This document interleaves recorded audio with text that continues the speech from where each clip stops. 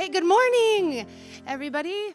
And I'm so glad to see you all here. And this class ended up being a little bigger than we expected, so we're excited to see all the interest. But one thing, just one piece of business before we begin. If you are with a family member, obviously you can stay together, but if not, try to social distance and make sure you have a seat between you, okay? And also, I just wanted to say that we had it on our heart to start this meeting because we realized like a lot of people have found themselves in the position that they have to homeschool and they didn't necessarily want to, so COVID actually forced everyone in California to be a homeschooler, whether they wanted to or not. And then some people are just concerned about, maybe they don't want their kid to go back to school with social distancing or something. Or some of you still have to work and homeschool your kids. And so we just thought we wanted to be a resource and like give you some encouragement to let you know it's doable and God can help you and give you some of our advice and share some of our stories. So we just have the four of us, moms up here, who are all going to share a different perspective in our experience. And I just wanted to share this one verse. Like when we met earlier, me and Sandy shared a verse. This is Sandy Foreman. She's the real veteran homeschool mom, like 20 years at least under your belt, right? More than 20 years of homeschool. Okay, 7 kids. 30 years of homeschool, and she's got 7 kids. Because you don't count like preschool. Yeah, you don't count preschool. Yeah, preschool counts. Anyway, Sandy we were talking, and we were just talking about how relevant this verse is. It says, "Awake, O sleeper, and rise from the dead. Be careful how you live. Live as wise, not as unwise, because the days are evil." Making the most of every opportunity because the days are evil. I should have read that.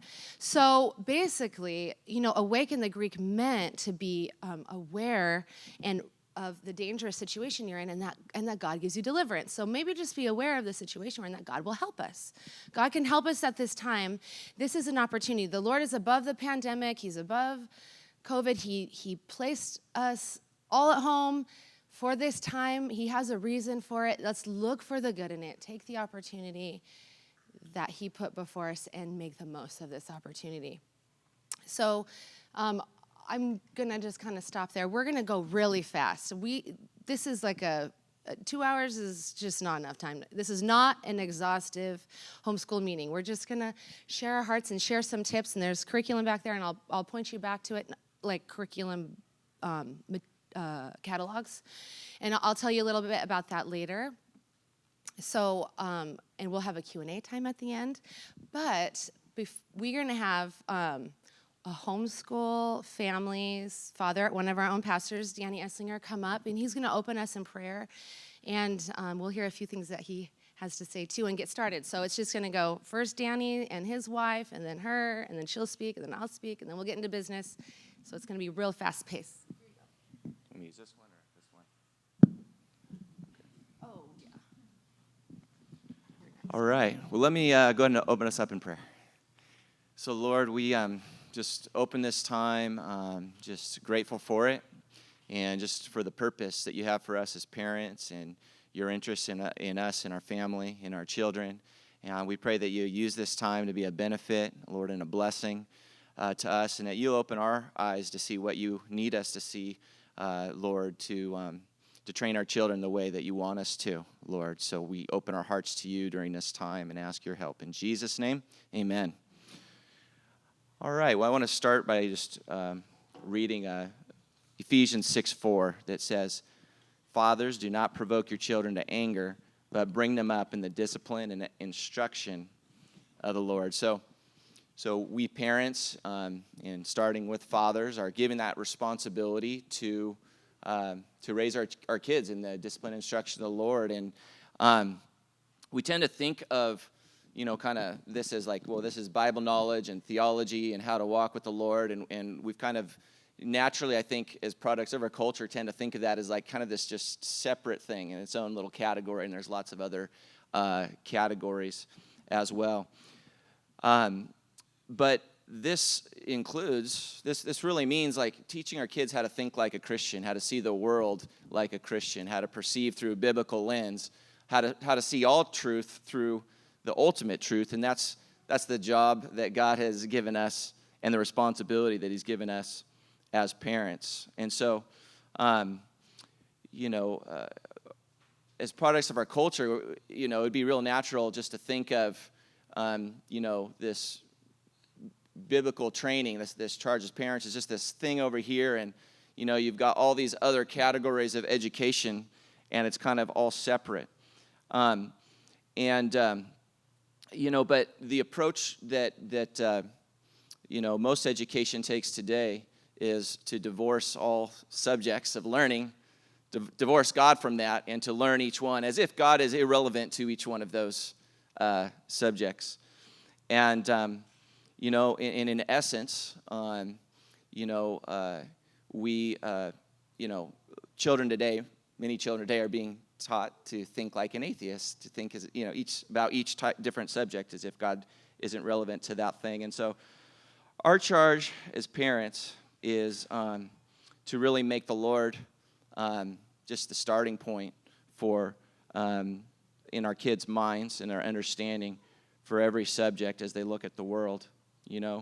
That math, the starting point is that God created an ordered universe, and that's a starting point. For science, same thing. For English, starting point is that God is the first one who spoke, and he created, and he made things beautiful. When it comes to debating or logic or things like that, he is the truth. He is the ultimate truth. History is the story of how he created and how he's going to wrap things up and all that he's doing in between. And, we teach our kids we want our kids to learn and understand sex, and God is the one who created that as a great gift for a great purpose. And so that is our goal as parents. That's what God has asked us to do, is to see that our kids develop this kind of Christian worldview where God is at the center of it all. Now, I was asked to just kind of share briefly what my role has been in the homeschooling process. My wife and I have done homeschooling for 3 years now, and she's really done most of it. But as far as my role as a father, I have had to recognize, just as this verse says, it says, fathers, do this. And so recognizing that God's wanting me to, to take ownership of what's going on, that's meant for me to take interest, to be involved, to be intentional, which didn't come naturally to me. I'm like, okay, you got it, great, I don't have to worry about this. But actually going, okay, what are you doing? What are we trying to, really being involved enough to know what we're doing, where we're trying, what our goals are, what we're trying to arrive at, and understanding all the reasons we're doing what we're doing. And that's, that's meant me getting interested, becoming involved. And my wife hasn't wanted me to necessarily, and I don't think I've needed to step in and say, okay, here's what's happening, because she's doing a great job, and God's given her strengths, many strengths to do that. So I'm coming in, just taking interest, recognizing what the problems are, figuring out how I can join with her to solve those kind of problems, and just kind of have leadership in the overall vision of homeschooling. And that's been a lot. That's been something for me that didn't come naturally, and I'm still growing into that. A second big part of my role as a father is provision. I want to make sure she has everything that she needs, that the kids have everything they need for education to happen successfully.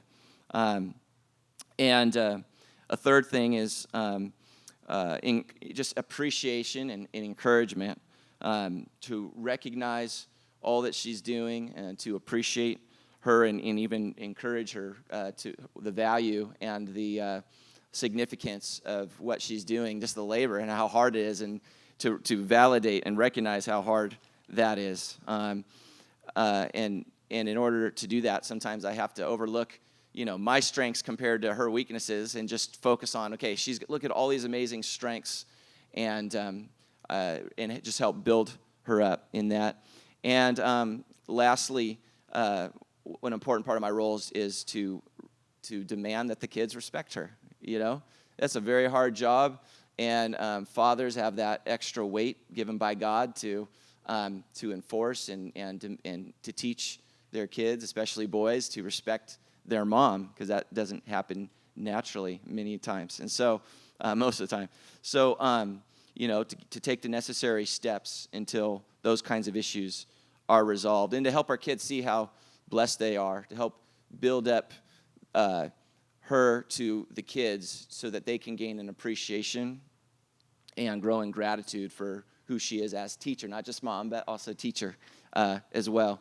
And so those are the main roles that I've been learning and trying to grow and still growing in and playing as a father in this whole process. And I'll go ahead and give the floor to my lovely wife, Hslda.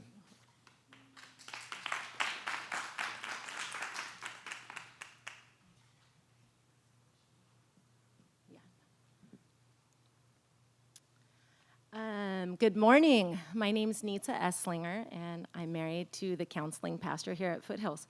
By a show of hands, let me ask, how many of you are choosing to homeschool? This is just a choice that you've already been thinking about and you want more information. Okay. How many of you are being forced to distance learn and now you are homeschooling? There's nothing to be ashamed of, and so you want some tips on that.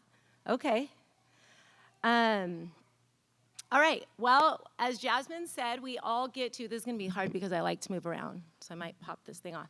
As Jasmine said, we are going to share a little bit about our own story and then some tips and things that we've learned. I am the least homeschooled in this room as far as the teachers go, but I've had a really good time. I am type A personality. I feel it's important to let you know that because I have some fellow type A out there. So I love traditions. I love raising my kids. I love structure.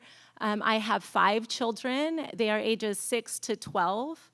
And we've been homeschooling the last 3 years. So we're starting our 4th year this year. And I was public school educated my whole life through college. I went to San Diego State, so I have firsthand public school education knowledge. So I want to start off with saying that all of us are really passionate about our kids, and I feel it's important that I mention this before I begin. We're all passionate about our choices that we make for our kids and their education, but education is as controversial as vaccines and childbirth. And so we're not here today to try to win you over to a homeschooling side, no matter where you stand. We don't want to offend you. We want to display an option and give you a lot of choices in the middle of that, because homeschooling is really about options and different personalities and how that affects you. And so when we're done here today, we're hoping to leave unified in spirit and in love, because that's always the goal. So I'm excited you're here. I'm excited to do this. Okay, so I don't believe homeschool is for everybody in every season of their life. I think it can vary. And so right now, why should you consider homeschooling? Because when you are unhappy with who, how, or what is being taught to your children, life circumstances or changes, and of course, as of late, a pandemic. These are the reasons you should be homeschooling.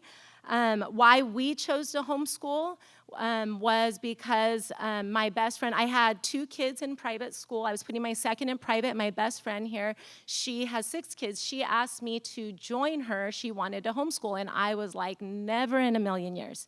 I love the camaraderie of school. I love different teachers teaching my kids. It wouldn't have ever crossed my mind until my 3rd child came into the picture, and I put him into private school, and I could not possibly, at that time I had all 5 kids because I had my kids really close together. I couldn't attend events. Each class was doing something different, and I couldn't do all of it, and it started to bother me because I'm really involved parent, and so I started thinking, here's a life change that I'm not liking.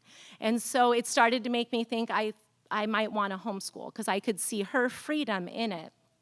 And so I began to just it tugged on my heart, and I began to research, and I really was just affirmed that the bottom line with education is God put us in charge of our children's education.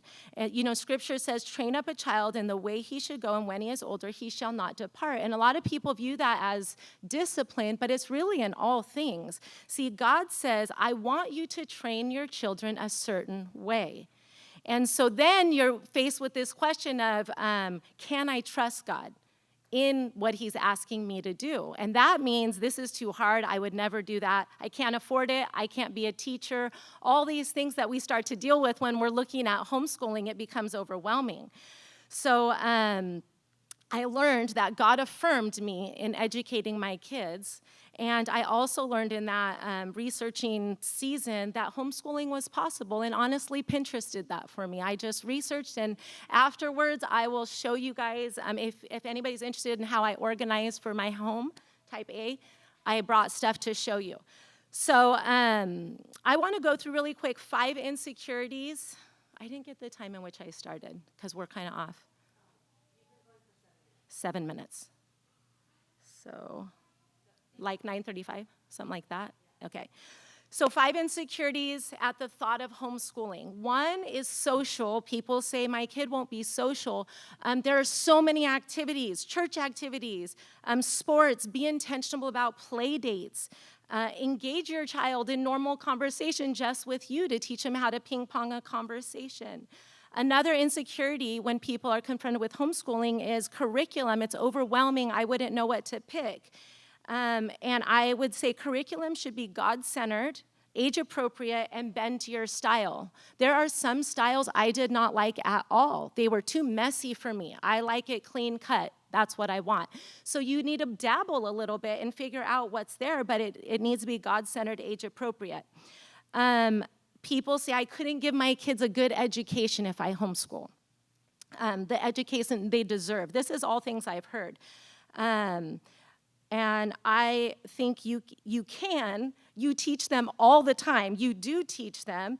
And whether you do it homeschool, public, or private, it's your job to teach them. And so in Douglas Wilson's book, Recovering the Lost Tools of Learning, he defines education like this, and I loved it. He said, to know God is the center of all things. That is education as a Christian. He said, it is not possible for education to be non-religious, deliberately excluding basic questions about life. All education builds on the foundation of someone's worldview. So it is our job to educate and homeschool, well, not homeschool, but educate our children. People say, I can't be a teacher or parent. You can because God says so. And we teach a parenting class, and if you're feeling uncertain about matters with your kids, then go to a parenting class and learn, because you can teach and be a parent. It all requires discipline. And then the last thing people are really worried about is that I'm messy, I'm unorganized. That's all can be helpful. Pinterest is a great tool. So I'm going to really quick go over grade school, because that is my expertise, since I this year have my 2nd junior hire. So my expertise is really in grade school. So when homeschooling grade school children, I think there are 3 really important things that I stick to, and that is routine. Routine is really important, and this can fluctuate on personality. There's the laissez-faire routine, and then there's the type A routine, and somewhere in between. But success and confidence in children come when there's accomplishments can be attained. And so to me, a routine is really important because it means that they can attain what you've set out for them for the day. So this includes things like start and end times. Have consistent and thought out breaks. Kids like to know when's lunch, when's break. They know that this period's gonna end. And plans so that their goals fit in a day. Don't try to over-accomplish. The next thing I would say, aside from routine, would be move them toward independence. This is the goal in life in general when you're raising kids, is your goal is to move them to independence so that you're not doing their work for them. And so this would be like prep the work and have it ready for them to self-start, to initiate their work on their own.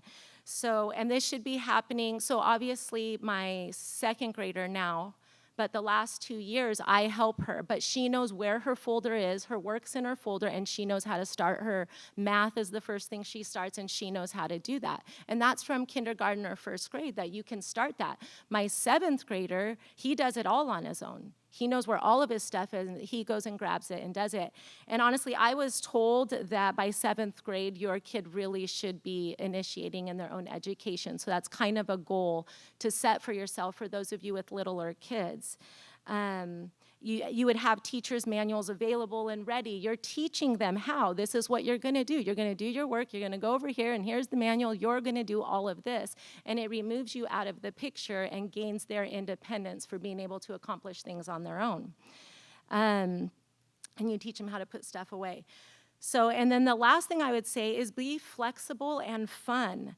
Homeschooling, there is such a privilege to homeschool because you get to have a good time with your kid. You get to have a relationship that normally you can't always have. So when I'm sitting and doing work with my son, I get to teach him while I'm rubbing his back or kiss him while you did it. That is validating and affirming. And so there's things like this is where you get to know your child's personality and how he's learning and be his greatest support. The beautiful thing, you get to cross out unnecessary work. It's like one of my favorite things after I stopped going to school is that if my son knew it, I could say, you could do half those problems. And he thinks I'm amazing, and I'm thinking, great. I keep saying my son, I have 4 boys and 1 girl. So I'm thinking of all different sons, but I have 4 of them, so that's why I keep saying that. But crossing out unnecessary work is like glorious. Be creative. If my kids are tired or stuck, they know, Mom, I'm going to run around the house because I taught them that. Jog around and get your blood up. So they do it quietly and run around the house. Instead of a written test, do verbal tests. Have a conversation with them. Hey, today I'm going to just test you on history verbally. What did you think about that? That type of thing, it can be so creative and fun. And one of my favorite things, again, this doesn't work for everybody. I have 5, you might not. Using siblings to help sibling is glorious. It makes the older sibling feel like a leader and a teacher, and it makes the younger feel connected to the older. And so, I have my older read to my younger, or do flashcards with each other or something like that. So there's a lot of really fun and flexible things that you can do in homeschooling. And I'm going to close with this. Grade school age is the age of self-discovery. This is our golden opportunity as parents to come in and help them discover who they are, not criticize them or make them into something and fit them into a box. It is the age that through all of the schooling that we do with them, we get to learn how they learn and help them discover that. And so it's really a privileged age, and we get to showcase God back to our kids. We get to love them, accept them, train them, guide them, all through these grade school ages, and it displays God's love for them in this time. So that was quick, but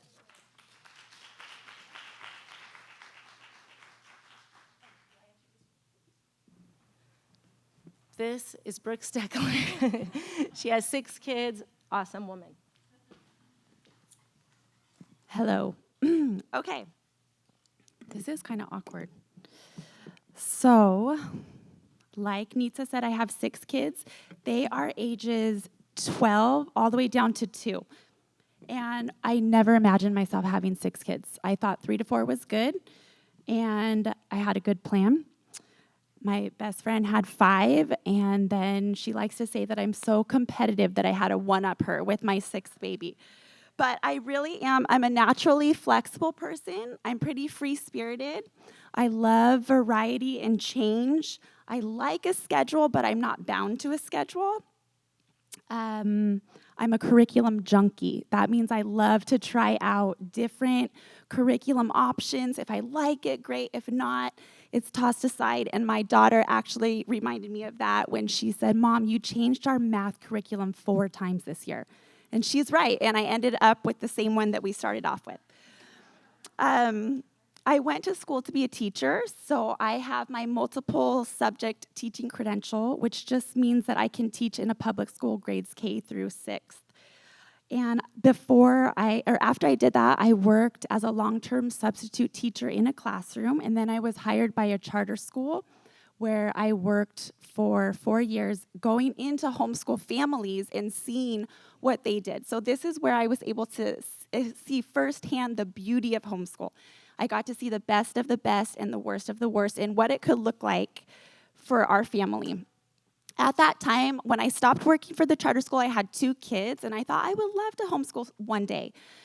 Well, I had more babies, and the kids grew to school age, and I thought, there's no way that I can possibly homeschool. It felt impossible to me. But eventually, the Lord called me back. Actually, Sandy, I don't know if you know this. It was through a Mommy's where you spoke about homeschooling that the Lord really started tugging on my heart, and I thought, okay, I can do this. So, I still go back and forth, okay, I can do this, to what is happening in my life. But we can do this, you guys. So this year I'm going to be homeschooling. This is my 6th year. Can I just hold this? Okay. Thank you. That made me feel. Hello? Okay. This is going to be my 6th year homeschooling. I'm going to be homeschooling a 7th grader, a 6th grader, 4th grader, 2nd grader, a kindergartner with a 2-year-old. So I'm a little bit scared. But I started homeschooling when my first son reached 2nd grade. And at that time, I had a 2nd grader, a kindergartner, a 4-year-old, a 2-year-old, and a 3-month-old baby. So I've pretty much always schooled with a baby, a toddler, or both. This year, I only have a toddler left, so we can see the light at the end of the tunnel. Freedom. So today I really want to give the people who have babies and toddlers and even preschoolers some tips, because I think this could be one of your greatest fears or your greatest challenges in your homeschool day. So let's talk about that. I think there's 3 things that's going to get you through the season of homeschooling with younger children as well as grade school children. So the first thing that I recommend is expectations are everything. So you need to have low expectations and stay flexible without compromising the learning of your other children. So if you have babies, things are ever changing. Even in life, but with babies, toddlers, preschoolers, things are ever changing. You have to stay flexible. There's many things that have the potential to affect your day. Tantrums, nap schedules, the moods of all your children, the neediness, the clinginess, how hungry they are, how much sleep they got. All of those things have the potential to just ruin your day and sometimes your mood in the moment. Because babies and toddlers are unpredictable, this means that some days, in lowering your expectations, you're only going to be able to focus on core subjects, the 3 R's, reading, writing, and arithmetic, and that's okay. You have freedom in homeschool. You will always have time to make up what you don't do. And when a principal at a private school, when I was choosing to homeschool, she said, in elementary school, just focus on the core things. The history, the science, those things will always come back around. So focus on those things when your day is terrible. This means that you also might need to let go of a few standards for your lunch rush. In our house, lunch is the worst meal of the day. I don't like the options. I really don't want the kitchen messy because every other part of the house is messy and destroyed. So if my kids grab a junky-ish lunch from the freezer and I know that I'm cooking a healthy dinner, that's fine. I can let go of that, and it's not a big deal to me.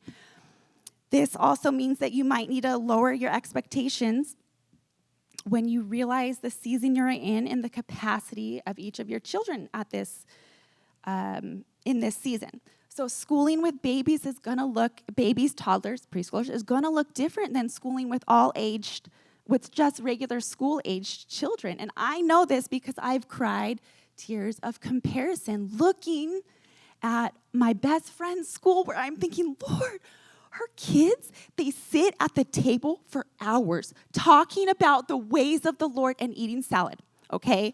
This just doesn't seem fair to me. But then I have to force myself to remember this is my place where the Lord has me, and let all that I do be done for His glory and pleasure in this season of my life. So at some point, if we don't adjust our expectations, we're going to miss the opportunities that the Lord has placed in front of us in this moment. The second thing I recommend is you need to plan your day and have a general schedule for the older kids, but also for the younger kids as well. I'm the first to admit I don't love feeling bound to a schedule, but it's nice to have, and you do, like Nita said, need to have routine. It helps the big kids know what's expected of them and what to do when you need to take time out to help your younger ones. And when you plan your day, you need to make sure that you plan margin into your day. This means that if you're doing language arts and it takes 30 minutes, you need to plan for 45 minutes. That way, if you have a kid melting down or needs a snack or some unexpected circumstances that will pop up, and it will, your schedule won't be thrown off. You also need to plan for your little ones as well. You need to plan how you're going to keep your baby or toddler or preschooler entertained as if you were planning your big kids' schedule. In some seasons, you're going to do better at this than others, and that's okay. You're going to need to plan times of distraction for your younger ones and times of teaching them because they're learning too. So let me give you some examples. When I plan, I always try to plan 15 to 20 minutes of playing with my youngest kids who aren't school age, sitting at the table kids. That's first thing in the morning. I want to fill their little love tank with me, with undivided attention, because the rest of my day, they're not going to get undivided attention. It's very split. One season, I worked into our official schedule while my bigger kids started off. They would read the Bible. I would play anything my little preschooler wanted, and I would set the timer, and she knew as soon as the timer went off, we were done. And sometimes that timer, it was only 15 minutes, and it felt like eternity because I just wanted to jump. It was ready. Our days, let's go, start. But you need to fill them up. You also, if you don't already, you should make nap times a priority. Again, this doesn't mean that you have to be bound to it, but if you have a baby, a toddler, put them down because nap times are valuable teaching times. During that time when the baby is asleep, make sure you're using that as an opportunity to teach the core subjects. This is individual attention that your child is going to get. And when they start to phase out of naps, then do have a quiet time and train them. Teach them what that looks like. Does it mean, thank you. Does it mean they look at books? We hope not. Does it mean they watch a book on the computer? Whatever it looks like for your family, make it work. You can pull out Play-Doh for your younger kids. You can strap your baby in a high chair and let them watch a show like Praise Baby or Leapfrog. Those are learning shows. And when a show is on, again, use that opportunity. Don't miss it. You can fill a tub with rice and measuring cups and spoons and let them play. Water, if they like a bathtub. My son, my 2-year-old, loves the bath. I've already pictured myself schooling in the bathroom because he's going to be in the bath being distracted. You can put together different tubs that come out every 5 different tubs. One day, Monday has a different thing than Tuesday's tub, than Wednesdays, than Thursdays, than Fridays. Put things that they like in there and use it. It's a privilege for them to play during homeschool time so that you can have good time one-on-one with your older kids. And like Nita said, if you have big kids, use them. You can use them in a different way too. Last year, I worked into our schedule where all 5 of my older kids had a half-an-hour chunk to play with the younger kid. Even my 4-year-old had a 30 minutes where she had to entertain the baby. Take him outside, do anything with him. Also, some of you have the option to get help. Last year, for a little bit, I hired a college-ish age girl who came into my home and helped me while I was there schooling the big kids. She watched my younger 2 and just played with them. I mean, I know we don't all have that option, but is there somebody that could help you during the day? We don't have to be the best mom and think I can do everything because we can't. Okay, and my third tip is don't lose training. Don't push aside or ignore your littlest kid having a tantrum because that math lesson is so important that you can't stop. The math lesson is going to be there in 5 minutes or even tomorrow. But the soul standing before you needs shaping right now. If your child needs discipline, you need to stop to discipline your child. If your baby needs to be rocked to sleep, rock your baby. It's good that we would teach our older children to wait and have patience while we're taking care of or disciplining our younger kids. In a classroom setting, there's one teacher with 25 students. They are waiting all the time. That's a good thing that we would introduce patience into our home. In one season of our homeschooling, I had a really needy 2-year-old, and it was every time we sat down at the table, this little kid knew it was time to ruin homeschool every day. And I could tell that my attitude, the kids were picking up on my bad attitude and the inconvenience I felt. And so I prayed, Lord, what can I do? Because I can really recognize this. And I got a phrase. I would say, isn't it great to have a 2-year-old in the house? Our house is so full of life and energy. Every time I had to get up, pick myself up from that table to stop what I was doing, I would say this. And then I started saying it in the good times too, so that, they associated it all in the right way. So this helped our kids to adjust our attitudes. And I think I'm going to be saying that a lot this year too. Last year of a 2-year-old. Okay, finally in training, I've also learned from my mistakes about we have to keep training. One of my children had way too much candy and sweets as a form of distraction. So we use candy sometimes as incentives, and this little child would see the candy out and she would beg for it, and I just thought, okay, it's fine. Instead of saying no and doing the difficult thing of training, she got to eat way too much candy. Well, lo and behold, her teeth were falling out, like literally gaping holes in her mouth. That's not good. We had to spend a lot of money on dental and put her sweet little body to sleep. Don't do that. I learned, do the hard thing in the moment. So, needless to say, do the hard things and don't lose the training. Look at it as a gift from the Lord and that you have these opportunities to train his kids. So finally, the bigger picture in schooling with babies and toddlers is we must be fluid. Things are ever changing. We have a schedule. We do the hard things, but we're not bound to it. We can drop it and leave it and pick back right up the next time. So in homeschooling, we got to choose to enjoy the moments and the opportunities that we have in front of us for the day. And I love this quote. It says, what happens to you isn't nearly as important as what happens in you. And during homeschool, a lot of things are going to happen inside of us. So we should praise the Lord for that. Here's Sandy Foreman.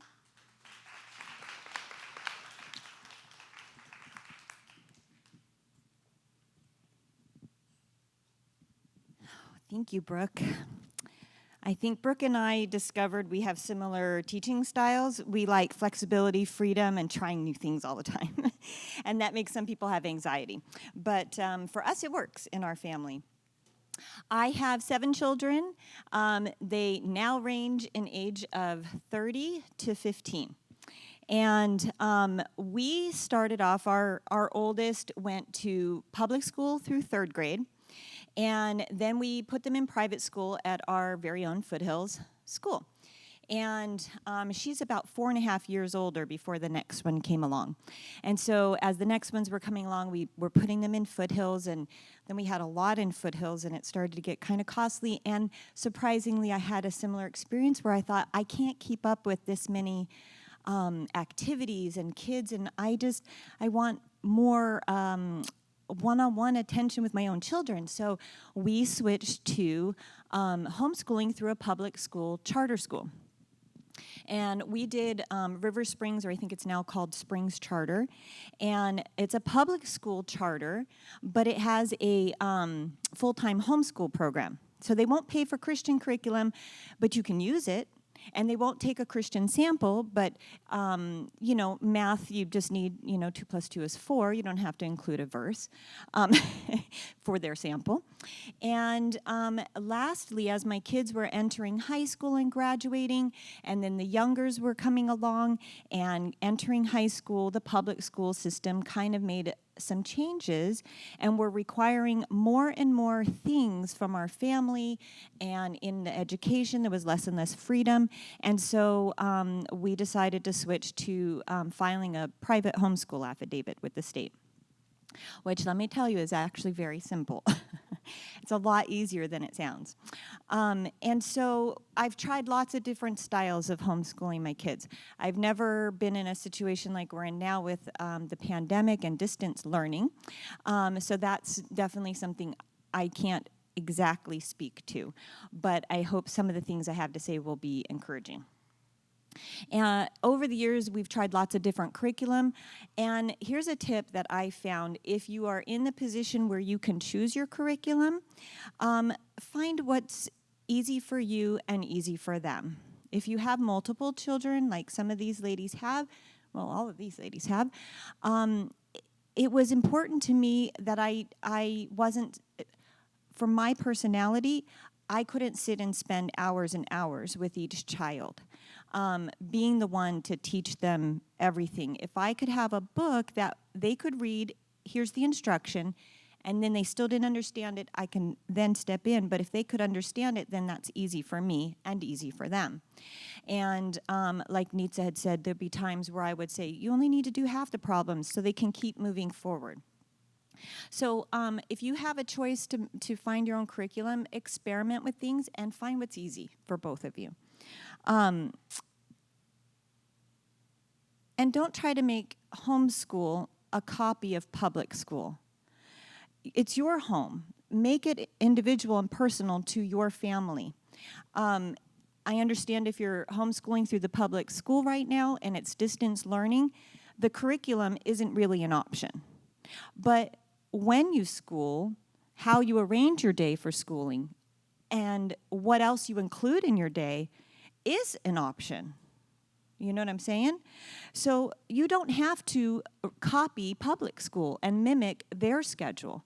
Make it your schedule. And find what works for you to take the pressure off of you. I trained my kids to sleep in. Because, I mean, people would call me and they're like, where's your kids? Why is it so quiet? I'm like, they're still sleeping. It's like, I would get them up at 8:30. We'd start school by 9, because I figured, then they're done by noon or 1, depending on what grade level they're in. And I could get up at 7 and have the morning to myself. With lots of little kids, that was important to me. I could sit down and have my tea and my toast and read my Bible, and then I felt ready for the day. Funny side story. My one son, it was like my husband and I stayed up late on a Christmas Eve, and like we didn't go to bed till 3 in the morning, and my son came in at 6. He's like, Merry Christmas, Mom. And I think I like, get back to bed. But anyway, if they got up in the morning, I just said, okay, go back in your bed and lay down and rest. So I tried to train them like, you stay and rest longer so I can have my quiet time before you're all blah in the house. So find out what works for you and give yourself time for a learning curve. It takes time to learn, right? And it's okay that it might change from year to year or season to season or one semester to the next. It's also, homeschooling is an opportunity for exploration of interests and talents that your kids have. That isn't always offered at a public school. So, I've had experience where many of you are not in high school yet or even entering that yet, but I want to speak a little bit to that so you can see, like, a lot of people go, I can do grade school, but I'm never going to do high school. But you can. Maybe you can't, but maybe you can. I want to offer hope that maybe you can. My kids, we found that they had so many different interests that a public school, like classes and things to do, that they wouldn't ever be able to be offered at a public school. There's just too many different types of things. Well, Gillespie Field is just over here. And when I was doing the charter school, I listed them up as a vendor. So tip for all of you, if you have someone who's, in high school, and they did ground school training. My 3 older boys went through ground school training. They all have a certificate. It's kind of like your driver's ed before you go behind the wheel. It's that equivalent for flight. And then they clocked a few hours in the air. And we counted that on their high school transcript as Aviation 1A or 1B, however many semesters that took. And they had a whole class called Aviation on their course list. One of my sons was super interested in alternative energies. And so we bought all kinds of alternative energy kits and books, and He did alternative energies as his science one year, or he did his regular science like biology, and then on the side he was doing alternative energy as his special interest. So he got 5 units per semester extra in that. You know, if your kids are in grade school and you're out there doing a whole garden and you've got the books out there, maybe it's called agriculture. You can list that down as special interest. So to take time to see and discover what they love and what they're interested in. It's also, like the other ladies have already said, and I'm sure Jasmine will say, it is a opportunity. Remember, she read the scripture, make the most of every opportunity. This is an opportunity for deep connection of relationship and building up of their character and self-confidence and image. When they're at the school, they're seeing their peers and they might be feeling inadequate, or they're trying to measure up, or they're trying to keep up, or whatever. At home, you have an opportunity to tell them just how beautiful and just how strong and just how smart they are. And my one son, when he was at Foothills, and this is not a ding on Foothills, it's when you're in a classroom, the class stays as a class together. But he wanted to go farther in his math book. He just loved it. And so he'd be at home at night in his bed before bedtime, just gobbling up his math book and going ahead in the pages. Well, when he got to school the next week, he was kind of in trouble because he's not with the class, and now the teacher can't, you're ahead and I can't help you because we're here and we're doing this, and asked that, he kind of just more so stay with the class. Well, it discouraged him.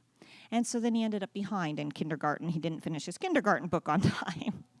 So, it's just everybody's an individual. I had one son who loved the science books. We used Apology of Science, and he would gobble the book up. So I didn't do every review question, but we would do the tests and the quizzes, but we didn't stop and do every question because he just wanted to keep pouring through reading it. And he would finish his science book halfway through the year, and I'd give him the next one. So he'd go, here's physical science, here's biology, here's chemistry, and he's in 10th grade, and he's finished them all already. And he's like, where's the next one? And he retains a lot. He has weird facts and things in his head that sometimes he comes up and tells me things. I'm like, where did you learn this? And that's what he loves. He also is, that same son would come in 9th grade. Our church was offering an apologetics class. So here he is in 9th grade. He would volunteer for second service to help in the junior kid church and ask us to drop him off first service to take this apologetics class. He did that for a year and a half. And went through all the different, in a class with a bunch of adults. He loved it. And so I counted it on his transcript. Apologetics, And so enjoy it, have fun with it, explore, learn each kid. Our family, I'm not very good at reading, writing, arithmetic. I really can't teach higher math. I can do some on my own, but my husband he's the one that has to sit down with them and teach them. So it might seem like, well, I can't teach them these things. Well, we find someone that can come in, right, and help, whether it's the husband or maybe even a private tutor if you have to hire one for certain subjects. But I always felt like God said, seek first his kingdom, and he would add all the rest on. So getting God in them and teaching them God, I can do that. So we would sit down as a family every night at 7, and, it's after dinner, husband's home, and we would sit down and read our Bibles cover to cover.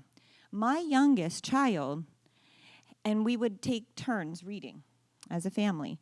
So he was in kindergarten. We started when he was in kindergarten. He learned to read, and then he's in 1st grade and can read, and he would read maybe 2 verses or 5 verses. Everybody would take their turns, 10 verses or a chapter. By the time he was 8 years old, he had read the Bible cover to cover. And I, as an adult, probably hadn't done that yet. By the time he was 12, he had read it twice. Because then we were like, well, we're at the end of the book. What do we do now? Start it over. By the time he was 12, we had read the Bible cover to cover twice. And so that was important to our family. Because we felt like if we've got that in us, the Bible says, God says in John chapter 14, verse 26, he says, I will teach you all things and bring to your remembrance all the things that I've said to you. So we figure if we get it in, God will bring it to remembrance and bring it out. And it's the same thing with the curriculum. I just kept giving them books. If I can get this in you, one day it can be brought to your remembrance. If it's not in them, how are they going to remember it at some point when they need that information? So that's kind of how we approached life and schooling.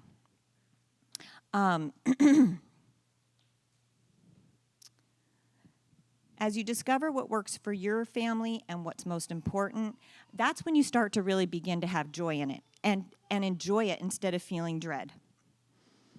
You get to learn their different learning styles. I have one son that likes to do block style learning. In other words, just give me my history for the year in high school, and I will take a month and only do history. He feels accomplished. He feels, and not do science at the same time, because he feels like I can do a whole chapter, finish it, complete it, do my test, boom, done for the day. Rather than read 5 pages, go on to the next subject, he never feels finished with something. That was just something he discovered along the way about himself. Don't be jealous of other people's styles or compare. Don't be offended if they are talking to you and they say, I'm doing it this way. Just encourage one another and understand that everybody's different. And different doesn't mean wrong, it just means different. And it's good. It's not always been easy. It won't always be easy. There is a learning curve. But God says in Jeremiah 33:3, call to me and I will tell you great and mighty things of which you do not know. I don't know, but he does. You may not know, but he does. So ask him, and he'll answer. Just ask him. So it's our hope today that we ladies, as we're partnering together with God, we can help answer some of the questions today that you have through our talk and later through Q&A. Jasmine?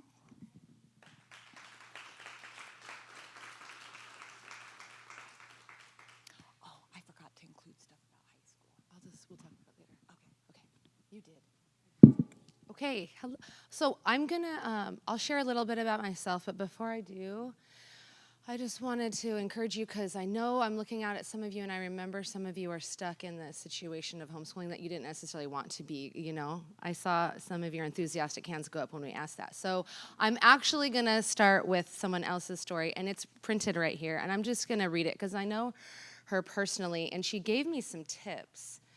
If you find yourself stuck in a situation where you have to work and homeschool, okay, so I'm going to address that.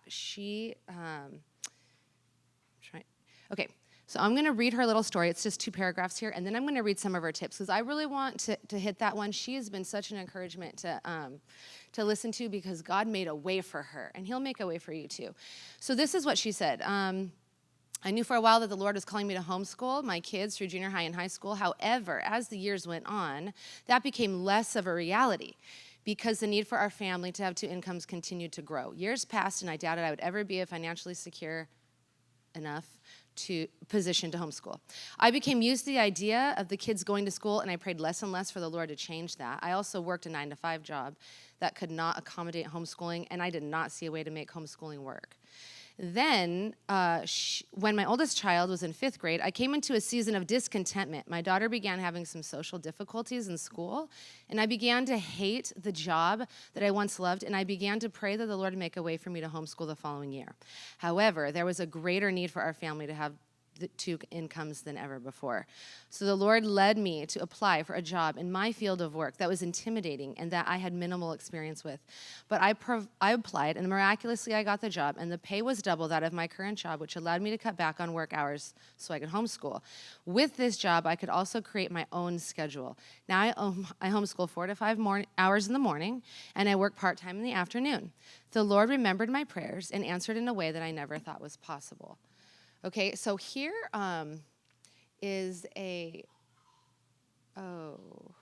here are some tips that she gave me for you. She said, God will make a way, or he will give you the wisdom to figure out how to make your schedule work with homeschooling. Okay, like she said, she homeschools in the morning and works in the afternoon. if you ask him. She emphasized that. If you ask him, make sure to ask God because he will help. He'll give you an idea. The sooner that you allow yourself to lose the traditional school mindset, the easier it will be. Homeschool does not have to look like a classroom, right? I'm pretty sure you addressed that. It doesn't have to be a classroom in your house. You can make Saturday a homeschool day. And then she also said, be willing to let go of that. You know, it's okay to work on Saturday. You don't have to just think like, this is my day off. It's okay to do schooling. The Lord says work 6 days, and the seventh day you can rest. So it's okay to work on that sixth day Saturday. Incorporating school into everyday life saves time. Meaning, do read alouds at bedtime. That could be a school book, you know, bedtime reading. Or do science during a family trip to the beach. Like you just, you know, she talked about gardening. You know, you just bring it with you. Or audio CDs in the car. That one's a big one. I did a lot of reading like audiobooks in the car when we were driving. It was great. So that's just easy peasy. Okay, audiobooks, you got to do that. Okay, so that was her. I wish I could have had her up here. But it's only 2 hours. Okay, so I'm going to talk a little bit about my experiences.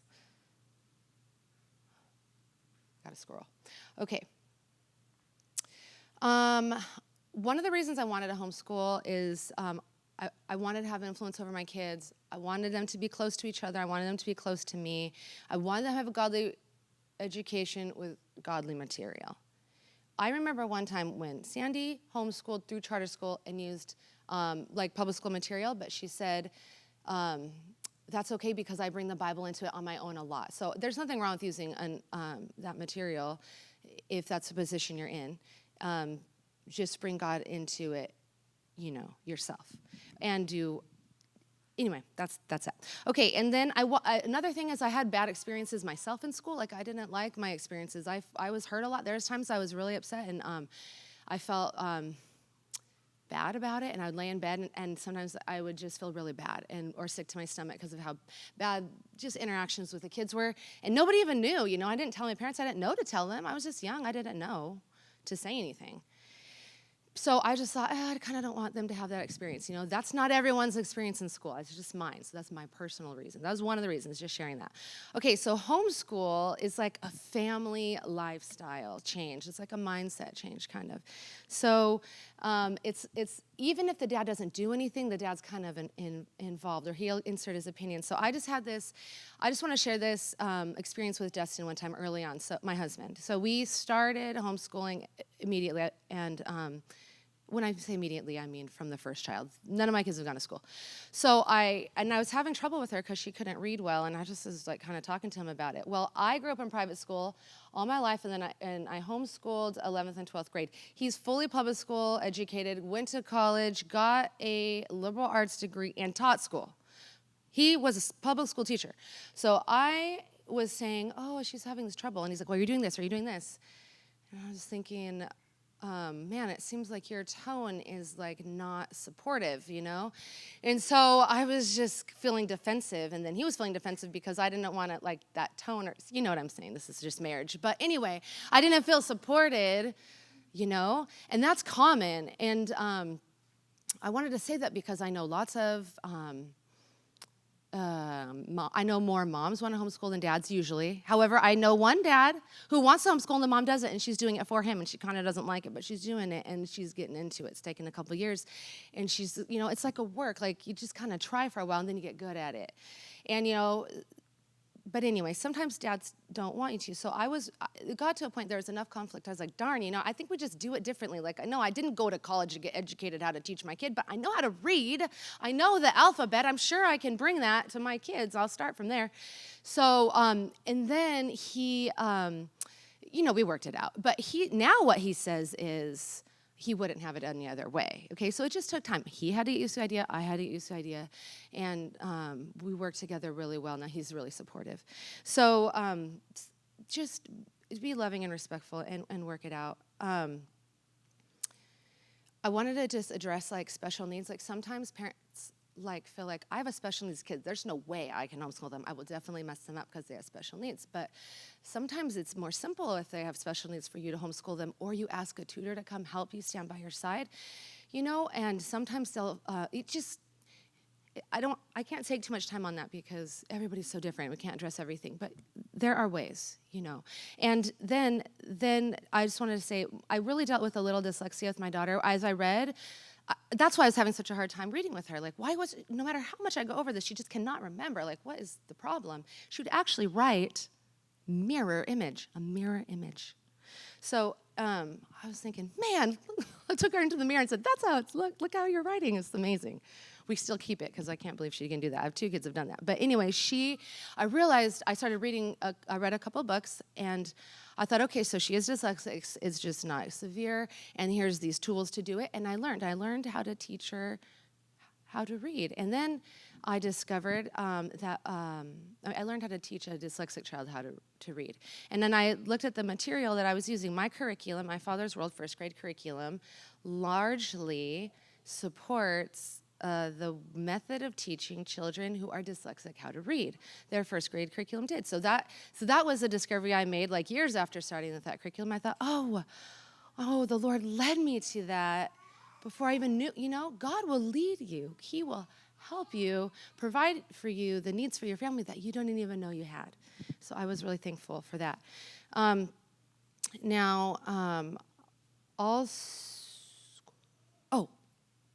Sometimes homeschool is really nice for just like the storms of life. So school will not slow down for you. So so if you have a hardship, your kid has to keep up, or else they'll be behind, according to the grade of the school. It's part of whether you continue homeschool or not. Just maybe some encouragement. Just put that out of your mind.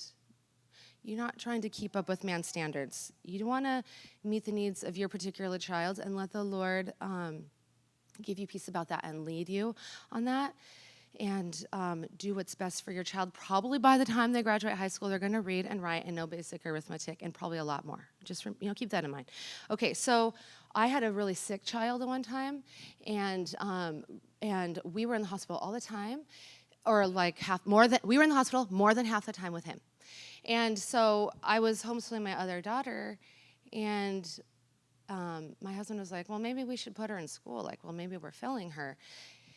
And I was thinking, oh, man, the idea of trying to add school into our life, I was thinking, I think that might not be right, And you know what? At the end of the year, what I realized is I could have her lay on his bed in the hospital. She held his hand. I read them stories, educational homeschool stories. So he got it, she got it.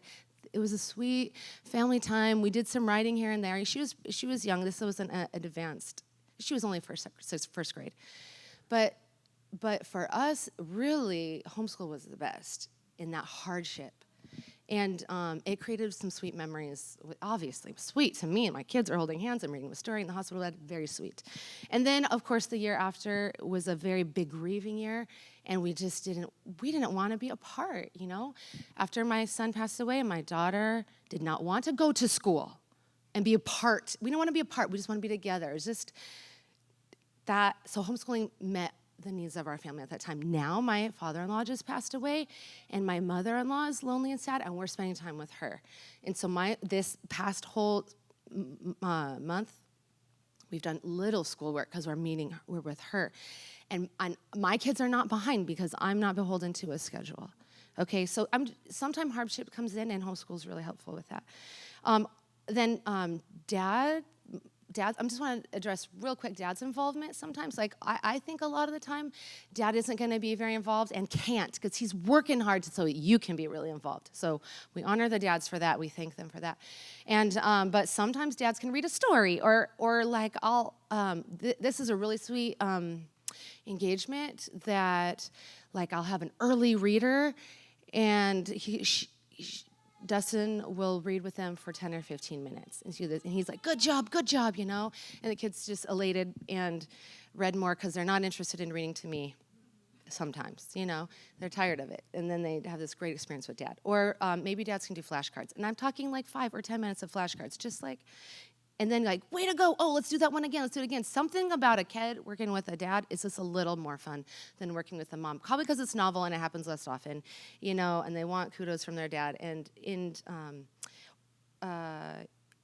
With How to Junior Hire, we had this curriculum where she learned to debate.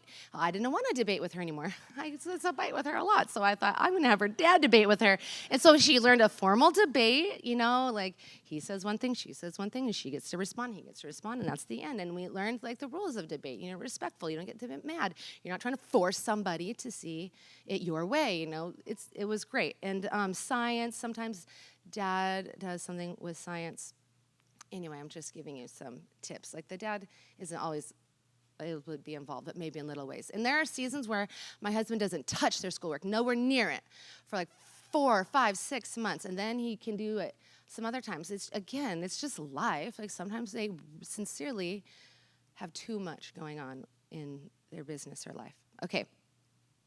Some of the sweet things for me for homeschool is that I've been able to read to my oldest daughter, me and her, the Bible through almost 2 times. So she's 14 now, so almost 2 times. I think the first time took approximately 5 years. Okay, and then, okay. Anyway, and then I'm going to just skip forward and say one thing that has been sweet for me. And I want to encourage you to just look at homeschool as a long-term vision. I know, she addressed it, sometimes you don't want to homeschool long-term, but I want to share, it's been really sweet for me I'm going to read this because I wrote it. It's been really sweet to me now that I'm homeschooling a high schooler. I feel like I finally reached the climax, maybe, of the joy of schooling. Sometimes it can be a little tedious and boring to teach the reading and all that, and the math, here we go again with multiplication. But I'm getting to the really fun part, and my high schooler now can think abstractly and challenge me, and I can challenge her, and she takes it, and I enjoy her material a lot more. It's more interesting to me now, and I get to teach her how to think and to reason for herself so that she's not going to be easily taken captive by deception that's prevalent in our culture. All right, I'm also seeing her use rhetoric, herself. Traditionally, I think the age of adulthood is, when you count all of mankind's experiences, it's closer to 13, 14, 15. Okay, it's only in America that we call it 18, but so she's sort of in an adulthood mind now, and she's expressing things that God's put into her heart, and trying out ideas, and some of them make me nervous, but I just bring it up to the Lord, right? We got to lay that down to the Lord. She's making decisions for her life now, what she's going to do and follow. I get to see that and guide it and be a part of it.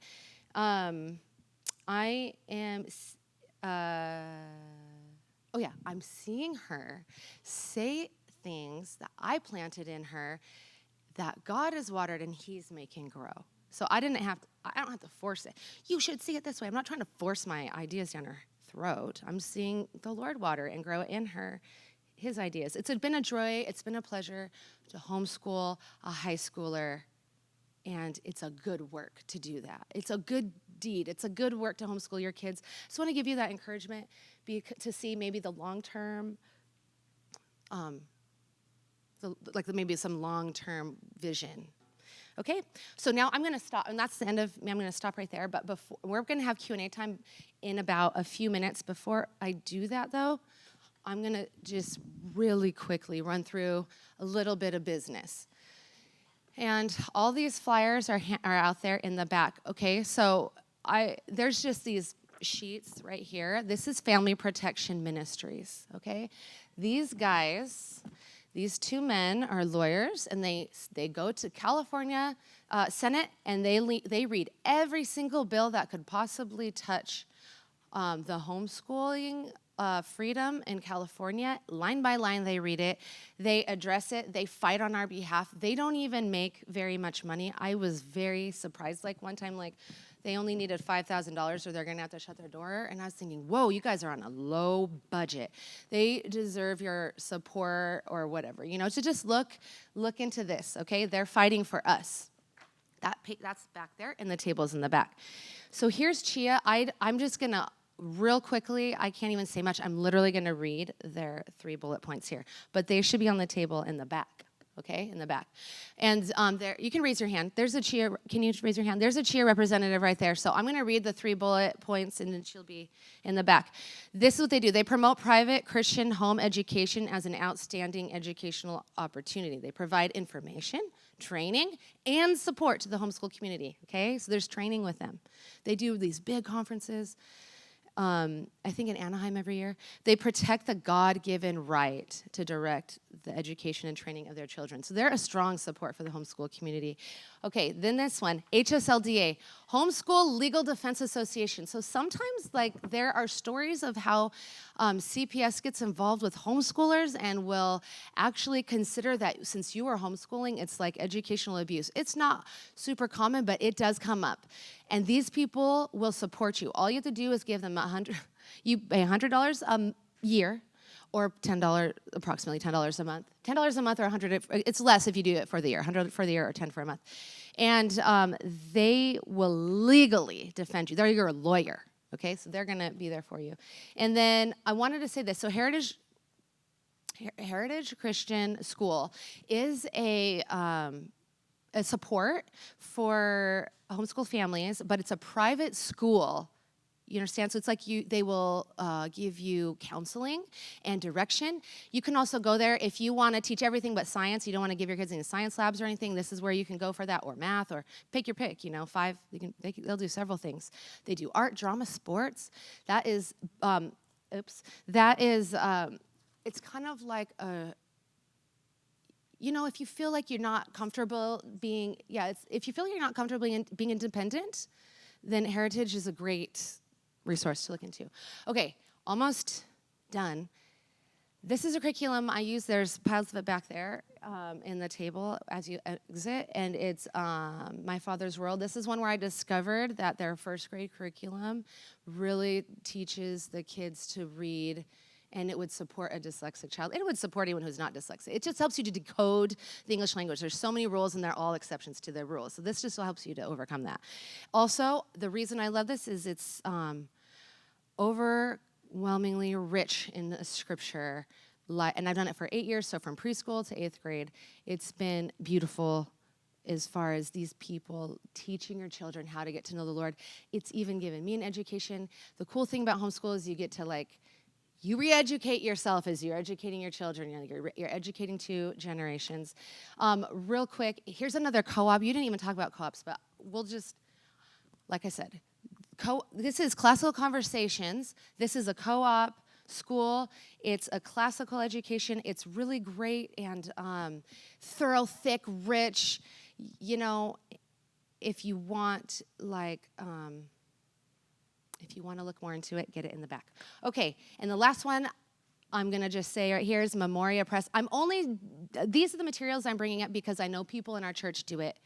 Memoria Press is another classical education, which you could buy a whole set for the year. 1st grade, a whole set. 7th grade, a whole set. Whatever. It's all for you. You don't have to shop around. If you want it simple, you can start simple. You do that. All 3 of these do that. All 3 of these. That's a good tip. None of us really said. If you just want it simple, I don't know what to do, just buy a set. Start with a set. Okay. Oh, the one last thing, I was going to go over this, but I am not going to now, but I'm going to let you go over it on your own. This handout, this goes over the styles. We were going to go over it, but I want to save time for your questions. And maybe I'll take 30. I got 2 minutes. I'm going to give you 30. I'm going to take 2 minutes to go over these styles real quick, okay? So I'm going to do, Charlotte Mason style, you should probably get used to that name if you even look into homeschooling. Charlotte Mason is just a style. She's like a woman who lived in the 1900s, and she lived in Britain, and she influenced education where you're teaching the whole child. So she would say, give them beautiful, interesting education, great books, biographies, math, but do it at 20 minutes or so at a time. If you're in grade school, 20-minute spurts at a time. Give them a break, then 20 minutes. Then give them a break, then 20 minutes. And then spend the rest of the afternoon outside running around and playing. In fact, this is a Charlotte Mason influenced curriculum, My Father's World, and they give you the 4th day to do nothing. Go outside and go to the park. That's your 4th. So, and then there's classical education, which is great. I just want to say it's an approach. It's very popular, okay? It parallels teaching styles back to the Greeks and the Romans. So all of our modern education was largely influenced by the Greeks and the Romans, and it's been really successful for these thousands of years, and that's why classical education parallels that. And it's usually they focus on great books as you get older, which is part of why I love it. I'm a big reader and I love that. So I'm classical, Charlotte Mason, slashed, okay? So there is unschooling, okay? I would say this is more like, I don't know if any of you guys, well, unschooling is kind of like, oh, child-led, education happens everywhere. No, we never use packaged curriculum, okay? Unschooling is so fluid, When we go outside, I know one person who does this so well, and I just look like, wow, you're so opposite of me. Like, I don't do it at all like that, but she does it really well. And her child has this rich, fun life. They climb trees together, and they read a book up there. I mean, it's really this wild and free education. You can read more about it there. Okay, and then cyber school. So I know some of you are dealing with that right now. So cyber school is just like on the computer. So that is going to work great for some kids. There are those kids out there in this world who don't mind sitting in front of a computer. And but some of your kids aren't into that for very long. So you just have to decide what's best for you and what's best for your kid. Cyber school is going to be great because, hey, you hardly have to touch it. They go sit in front of a computer, and it prompts your kids. It tells your kids what to do. You fill in the questions. You don't have to grade. You don't have to look over it. You just look at the answer. You look at the results that the program gave you, okay? So anyways, so that's it. You can read more about those. If you want, this is my last few seconds, if you want to know more about those things, look them up. You don't have to read a whole book about each thing. You can find them on Pinterest. It's great. So we're going to start, Linda, are you available? Oh, we're going to start Q&A, and I will give this to you. And, oh, yeah, we should. Linda's going to ask questions.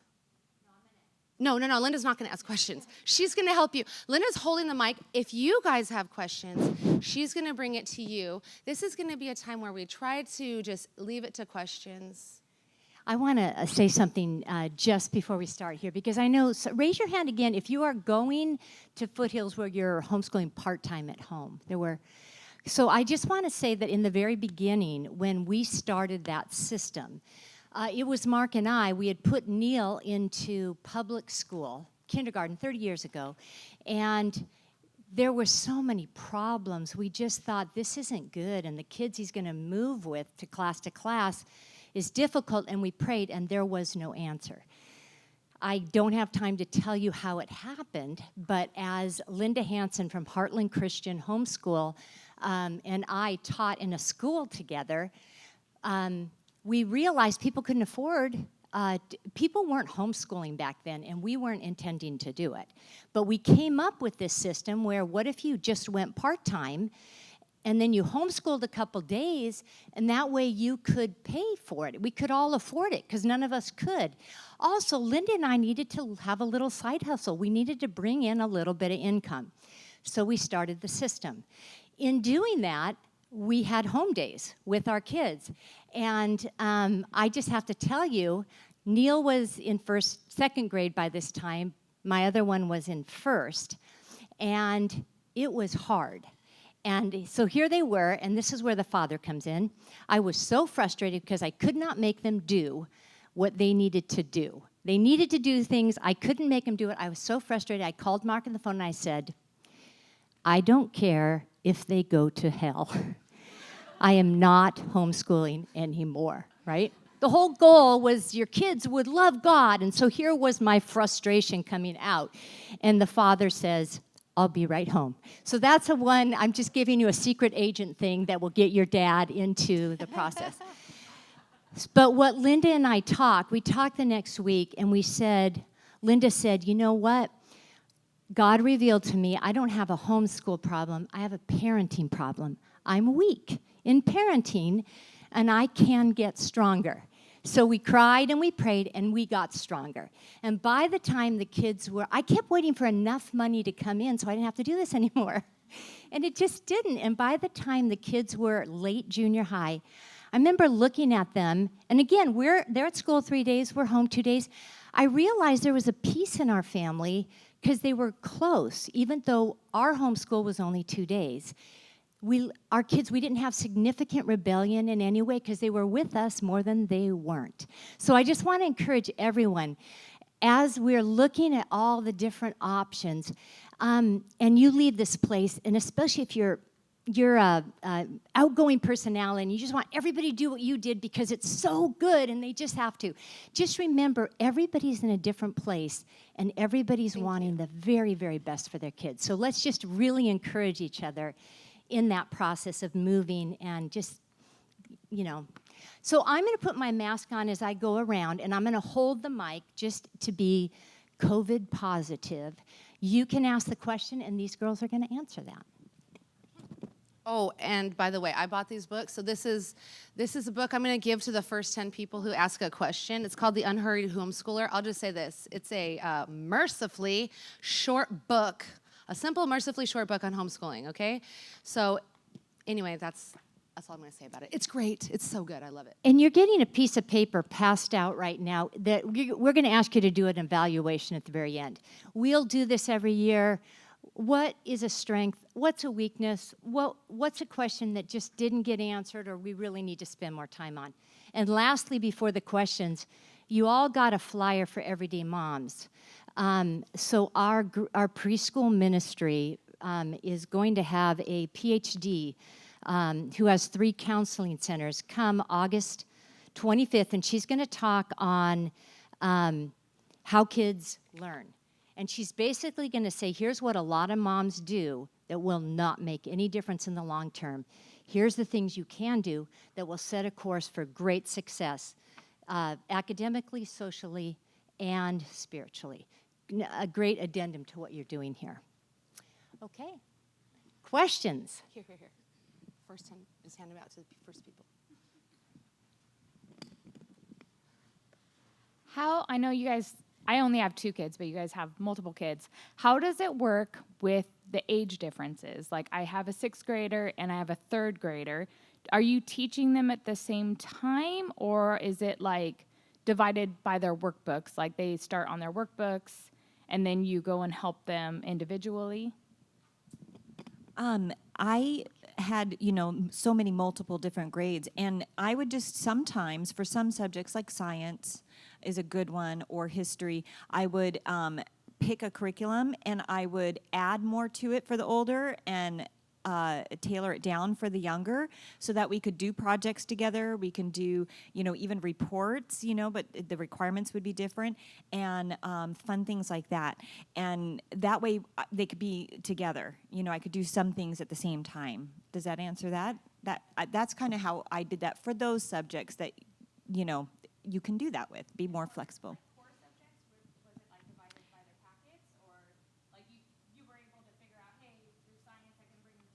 Mm-hmm.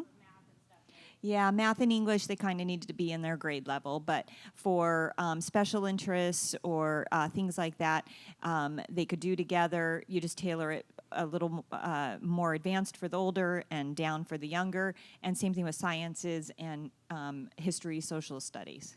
Yeah. And remember that everyone has to have year 1 where you know nothing, where you're inexperienced and scared, before you can have year 5 where you go, this is a piece of cake. So everybody starts with year 1. Okay, thank you. So my kids are coming out of public school. My daughter's supposed to be going into 6th, and my son technically 2nd. But when I do the grade assessments, it seems like they would be further behind than they, according to the curriculums. How did you make the determination of what grade level to start them on with the curriculums at home?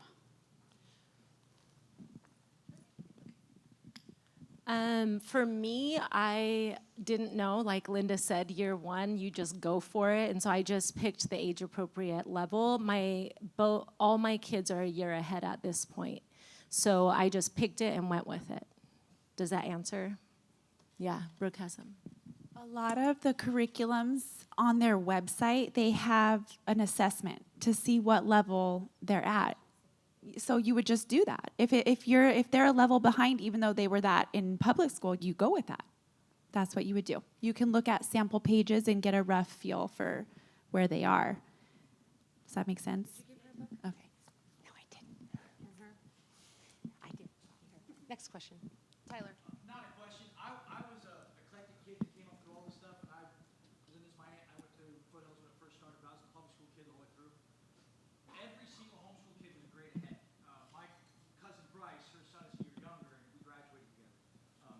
If you start them off a grade lower, they'll break even by the end. You will always pick up about 18, 18. Yeah.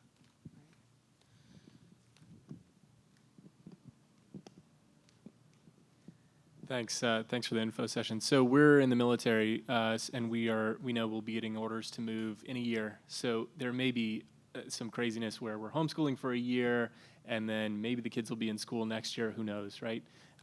So is it the homeschooling affidavit that kind of protects the kids if they can go into school next year, where we are saying yes, we have this documented homeschooling experience? Like, does anyone know? Have they gone from public, homeschool, public, or how do we manage that? Yeah, actually.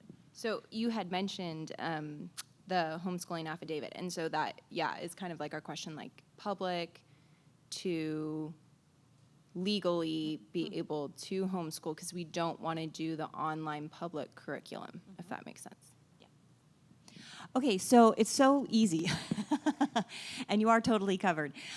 So with the state of California, they have, you're going to do a Google search and, California Private Homeschool Affidavit, and then you'll find the government website.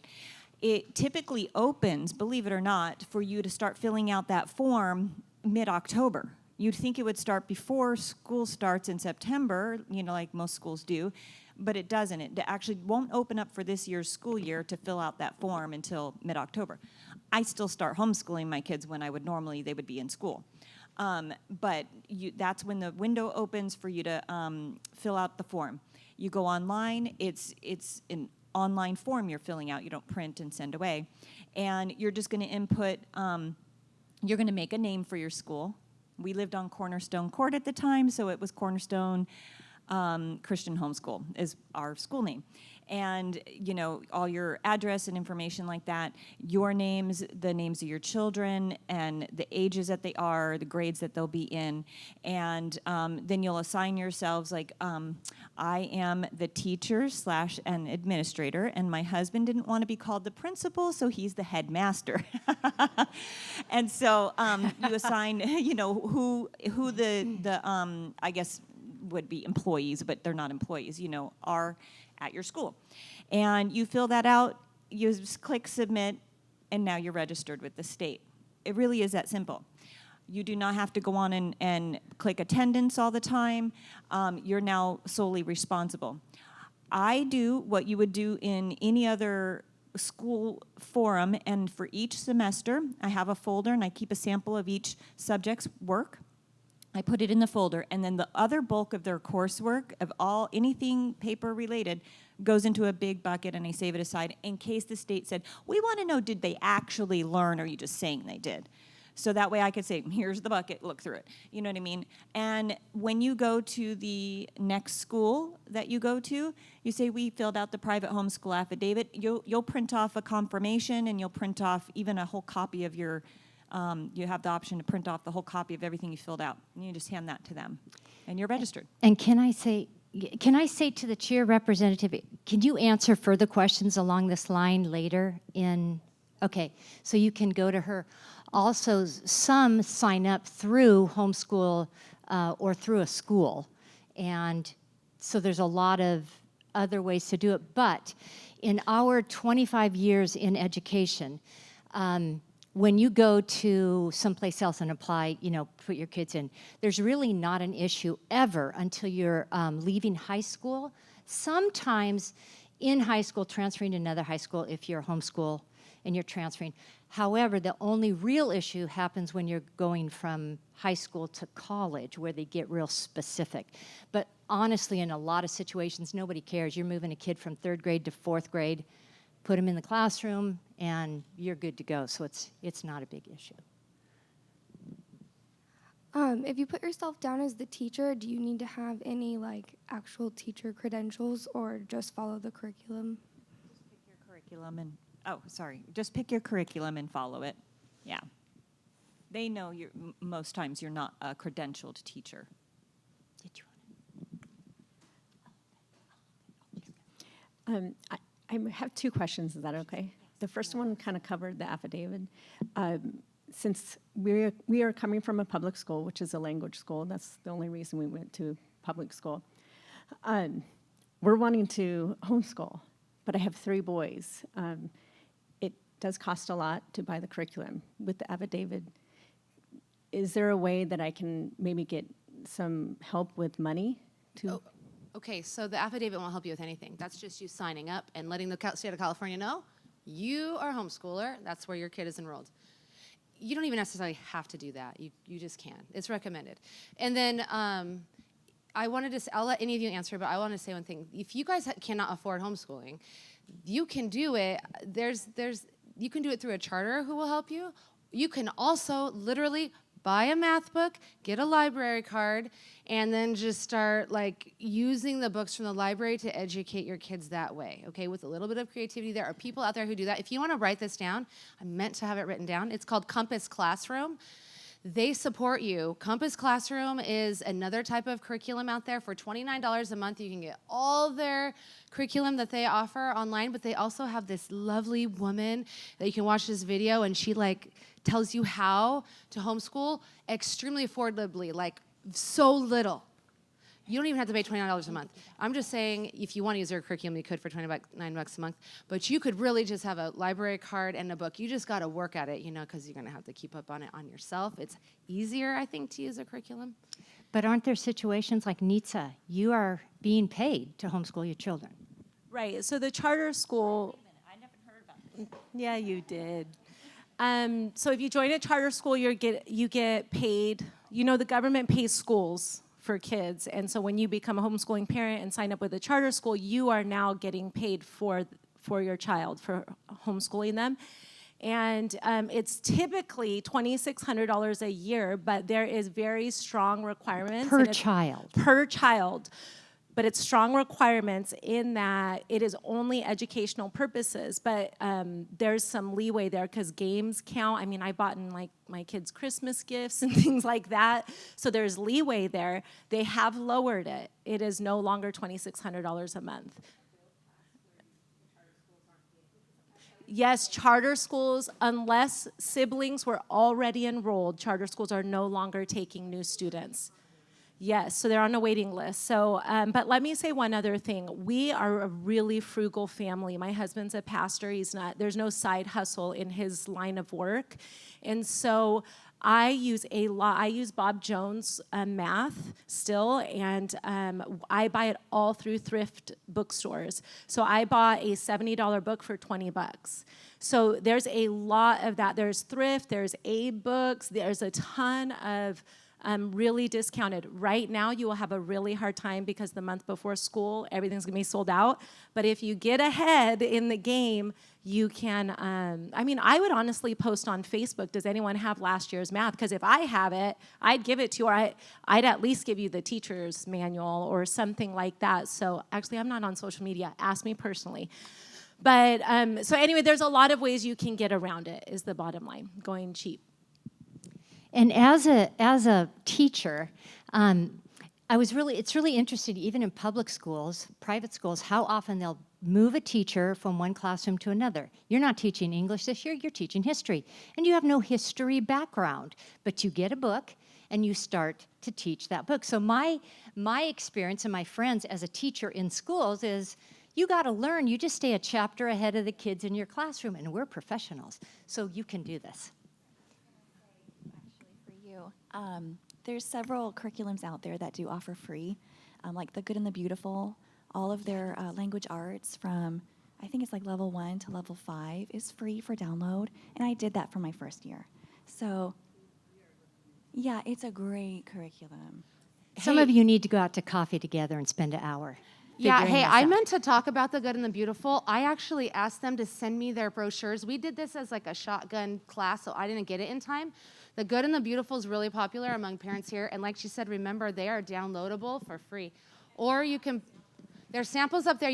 There's option to buy them is on the website too, but you can look at them after up there. And then I'm gonna let her. Okay, I just had a question that, so I'm doing my junior higher is starting 6th grade. How do you guys record and keep grades? And then, like you were saying, Sandy, like transcripting and stuff like that, because if she does decide to go to college, I don't want to be like, oh, sorry, kid, we didn't keep correct records, quote unquote. So how do you guys go about doing that?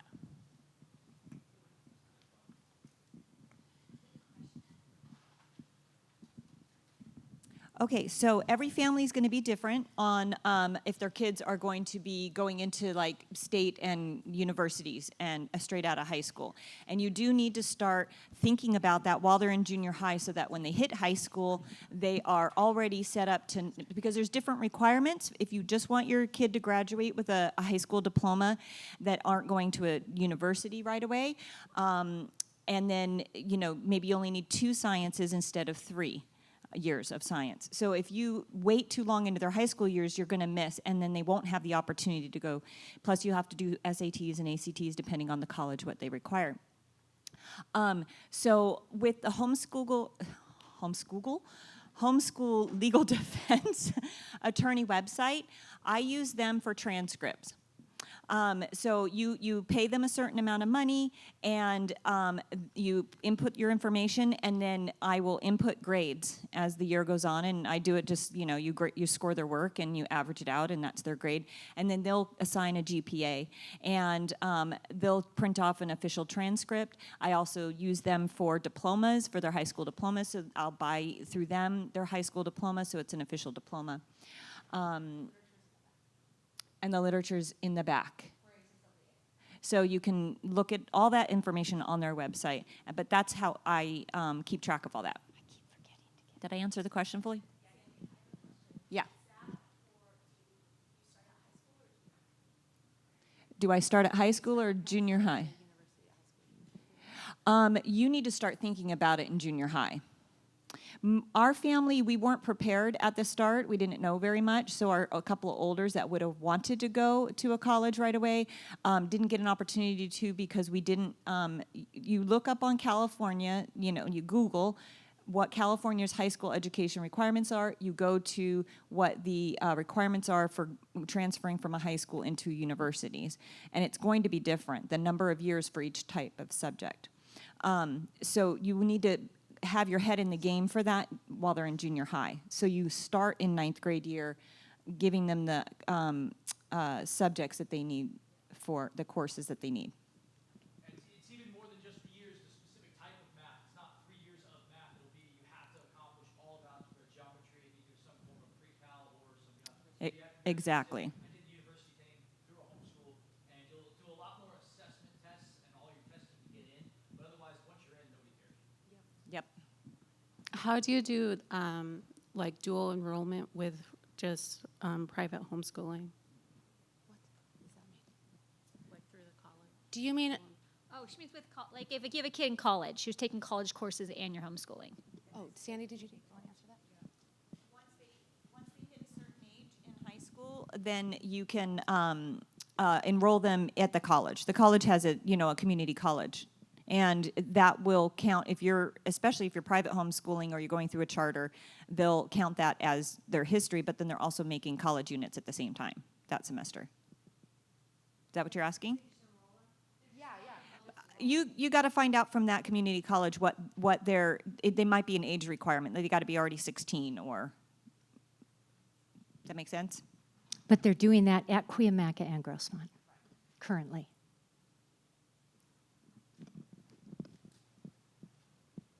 Where do you guys do school? Do you have a separate school room or space in your house for those who are maybe nervous about not having enough room to actually do school well at home?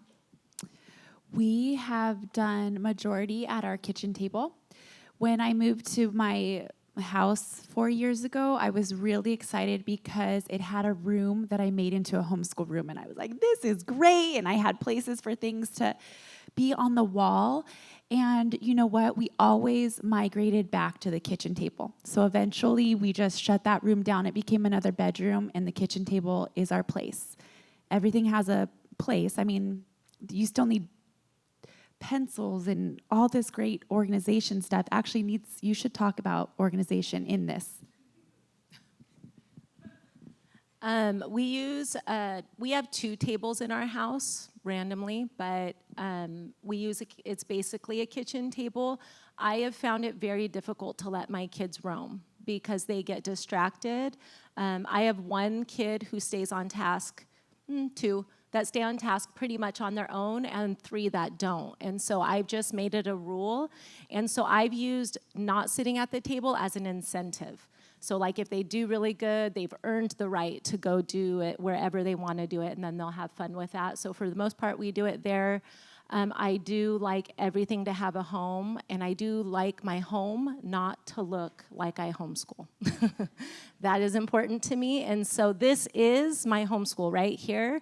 And I can go over that if someone wants to privately later, but I like for it to look organized, neat. Everything, they each have their own pencil holder and everything they need at their desk, because the more times they get up, the more someone else is looking at them get up, and all the problems begin. And so you learn that the hard way, but by year 3, I'm like, got it down. You know, kids are different too. There's a book called The Way They Learn. And in it, I understood, like I had one who was very structured. He put his stuff out, went from one to another. It was the way I did it, so I liked how he did it. Neil, however, would lay upside down on a couch and everything was spread out. It was a mess. And I kept trying to restructure him. And one day he said, don't I do all my work? Don't I get it all done? Why can't I do it my way? And I didn't have a really good answer. So he got to do it his way, and he got it done. So...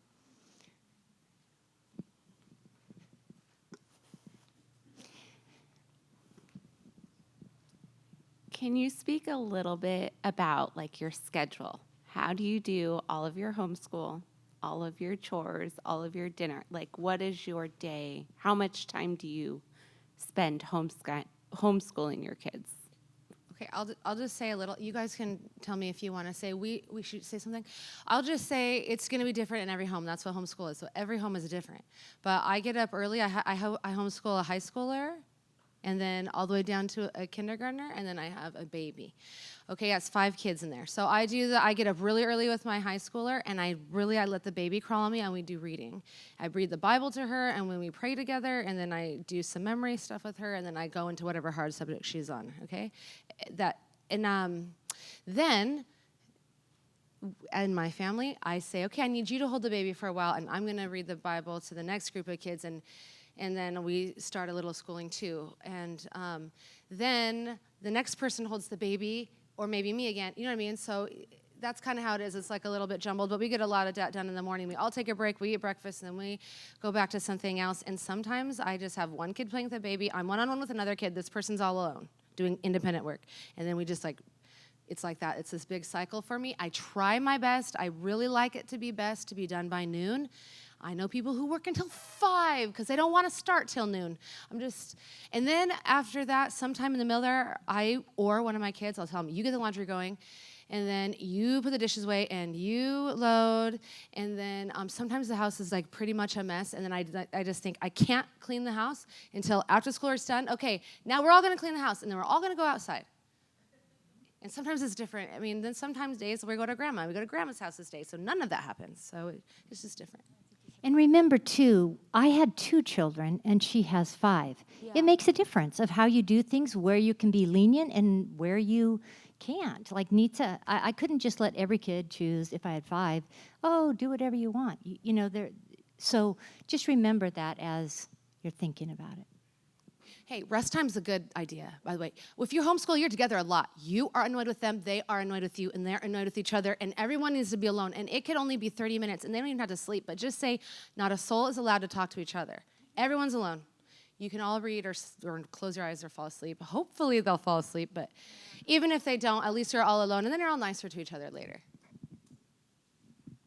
Want to say something? I'll always be a tick more rigid and everything.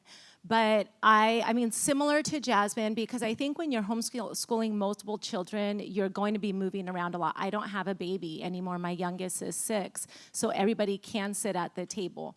And so I feel like we have it more structured where there's break, and they know when break is. I actually have a schedule typed up. They know it. They know when they can go on break. If they finish early, they either jump ahead to their next work, if that's what they want to do to finish their day earlier. Some of my kids, I have one kid who is really open and says, I can't. It'll overwhelm me. If I finish early, I want more break. And that's what he wants. So he likes to stick to the schedule, but he's not going to, add his next amount of work to his time if he finished early. Does that make sense? Because he doesn't like that. Or I have another kid who wants to be done by 11, and so he won't look up from the table until he's done. But I still have this schedule, and it's basically just to kind of keep them in, like, this is what we're aiming for, this is what we're shooting for. So in terms of daily responsibilities, we have breakfast, my husband does devotions, and then they each have a table chore to do. And then they know right after that it's school. And so they go to our little file and grab their stuff and go sit at the table. And so that doesn't go away. And I think all of us would agree that at the end of the day, the house is trashed.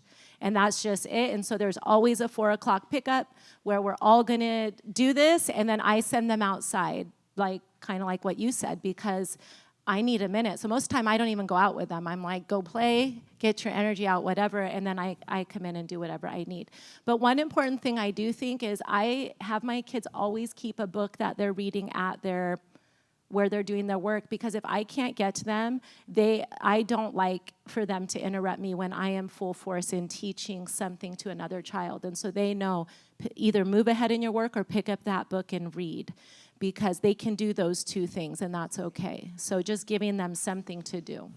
And as a teacher in the classroom, we all knew that there was no way we were going to get through the whole book in a year, ever. It was never going to happen because we only had 175 days. They always gave us 175 days worth of work, but you didn't have that. You had vacations, you had teacher work week. We all knew whatever we couldn't, if we didn't finish the last 2 chapters of a book, they would get it in review the following year. So at a certain point, there is so much out there, you can start to get really stressed. Like, they need to know this, and they need to know this. So one of the balances you always have to come back to is, why am I doing this? Like, what's the chief end of education? And I read the Marines had this one year in a book. It said the chief end of education is expert discernment in all areas. To discern the good from the evil, the genuine from the counterfeit, and to prefer the good to the evil, and the genuine to the counterfeit. So all the knowledge that's out there, that whatever that scope and sequence says, you have to have this knowledge in your kid for this year. What you are using is knowledge as a base to teach wisdom. And if your kid's growing in wisdom, you are doing well. Okay. Well done, well done.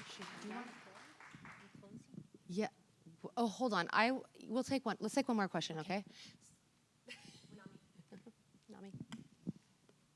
We're going to close right after this.